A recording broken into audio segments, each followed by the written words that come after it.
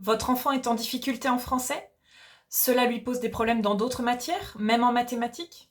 Il est vrai que j'ai pas mal de collègues de mathématiques qui m'ont souvent expliqué que finalement, leurs élèves ne rencontraient pas tant des difficultés véritablement en maths ou en calcul, mais que c'était souvent des problèmes de lecture des consignes, de compréhension des consignes. Et là, finalement, c'est du français. Le fait est que si on est en difficulté en français, ça va avoir un impact sur toutes les matières. Alors c'est vrai que là, je parle plutôt du collège. Et donc, si on résout ces difficultés en français, eh bien, il y a de fortes chances pour que tout le reste marche beaucoup mieux. Bonjour, je m'appelle Anne, j'enseigne le français depuis 20 ans. J'ai ainsi enseigné à plus de 1500 élèves dans 6 collèges et 3 lycées. Actuellement, je me trouve en collège, dans un petit collège rural, où j'ai affaire à des profils d'élèves plutôt en difficulté globalement. Par ailleurs, j'ai également enseigné dans un établissement en REP+, pendant 5 ans.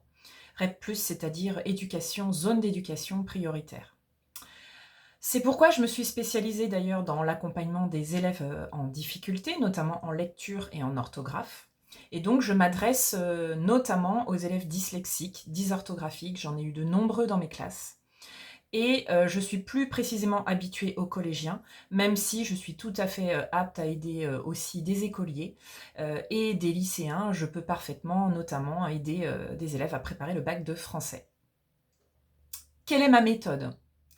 Donc tout d'abord, après un bilan des difficultés, j'accompagne sur tout ce qui est technique d'apprentissage, de mémorisation, en me basant sur les apports récents des neurosciences.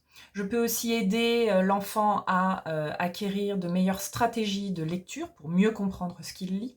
J'ai également des méthodes rigoureuses pour le perfectionnement de l'orthographe. Et je propose aussi des exercices ciblés, plus ou moins ludiques, en fonction des situations. Et je donne toujours des devoirs à faire.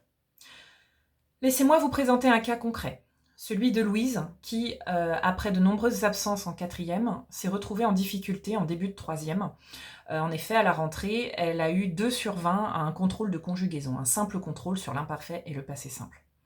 Après quelques séances avec moi, elle a réussi à s'améliorer et à obtenir un 16 sur 20.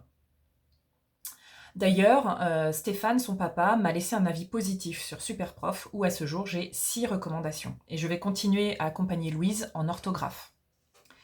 Si vous regardez cette vidéo, c'est que vous êtes probablement intéressé.